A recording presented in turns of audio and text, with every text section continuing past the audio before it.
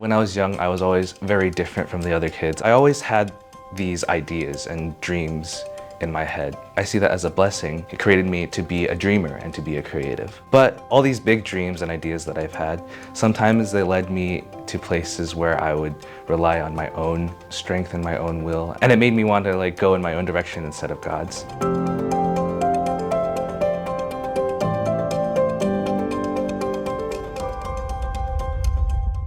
I have always been keenly aware of God's presence in my life. From a very young age, I believed in Him.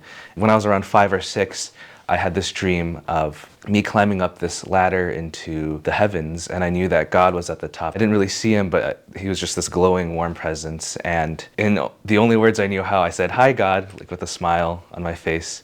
At that age, I already knew that He was real and I wanted to be with Him, even though I didn't necessarily understand everything. On the other hand, when I was young, I was always very different from the other kids. I know that's a little cheesy to say, I wasn't like the other kids, not like the other boys. But it was really true, and I was a little bit odd in certain ways. Maybe some of that was part of being raised in a Christian household. My parents were very loving in the way that they raised me, and they brought me up in the Word, and they limited the amount of television I was able to watch and just had me spend time doing other things. And I think through that, I developed a very creative and just interesting personality. Unfortunately, that didn't necessarily jive with all the other kids at school growing up. I was always kind of made fun of for being more emotional than the other guys.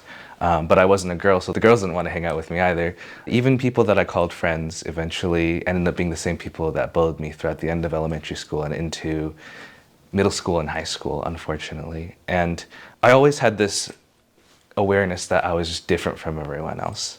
Come to find in my relationship with Christ, I eventually saw that as a good thing instead of a bad thing, as a blessing in the way that God created me. He created me to be a dreamer and to be a creative. I had always been doing music since a young age. I was trained in classical piano starting from the age of 5, and I haven't really stopped since then in my music journey.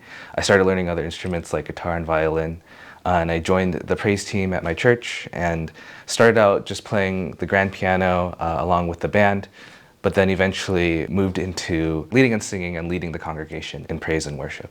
I really started to get serious and learn about how to read the Bible and learn about theology and how to pursue that in my life. That was about the time when it got really hard for me, because I started getting hit by these questions of, well, what is my purpose in life? I tried drawing, that didn't really work out. I was still learning music, but I didn't really know where to take it. On top of that, there were all these questions I had about my own sexuality, and the world has its own way of thinking about sexuality. The church has its own, and they were clashing. And there were just all these doubts in my head. I know, God, you're real. You've shown me who you are, and you've shown yourself to me before, but I don't know what you want me to do. And there's all these sins and these struggles in my life that I have, and I don't know where to go with them. Just help me, Lord. And He provided mentors and youth leaders at my church to help me get through those, and I'm very grateful for that. But the main thing was, when I had these pursuits, they always didn't work out. So when I started drawing, I was like, I want to write a comic book, and that's going to be my big thing. When I grow up, I'm going to write all these comic book stories, and it's going to be really cool, and I'm going to do it for you, God. But those ended up failing. My skills, as much as I tried to draw, they didn't really progress in the way I want. So I pivoted. At the time, I was also still very into the sciences. I loved studying various subjects within the field of STEM, whether it be something like engineering and building things, or astronomy, paleontology, like looking at dinosaur bones. All those things were fascinating to me. And I had those passions, but eventually I found myself struggling academically, even though for years I had been doing well. And those things that I thought that would be my passion started to go into the background. And that's where music really started to become the center of it. And so music became this new dream of mine. I remember I was listening to one of my favorite artists, Owl City, and he had this song called Vanilla Twilight. And I remember it was the most beautiful, kind of dreamy thing that I've ever heard. And I started going into trying to make electronic music for myself. And I branded myself as a composer because I kind of had that classical background. But I was like, I'm going to be a composer, but in electronic arts. I tried going about that by going on YouTube and posting my songs and then promoting them and seeing maybe I'll make it big. But I remember just feeling oh, this isn't going anywhere. And Around that time, I started joining the orchestra, and so I found another path.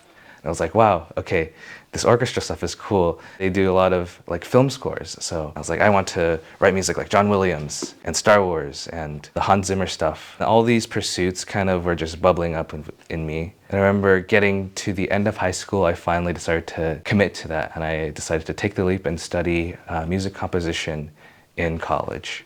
College is really when my life started to turn upside down. And I think that's when God really decided to test my faith. Well, even though deep down in my heart at the same time, I was still following God and still studying theology, reading the Bible, and spending time at my youth group and spending time with my mentors and my youth leaders, I kept those parts of my life separate. And so as much as I had dreams and I had my faith, they didn't really quite align yet. I want to find my purpose, and I want to find my purpose in God, but I'm finding purpose in a different way where I'm working towards my own purpose rather than a purpose that's bigger than me. Early in college, I met this girl that I eventually would start dating. We both had music backgrounds and we both had these dreams of doing cool stuff with the music, and then we really bonded over that. And then that dream became to do it together.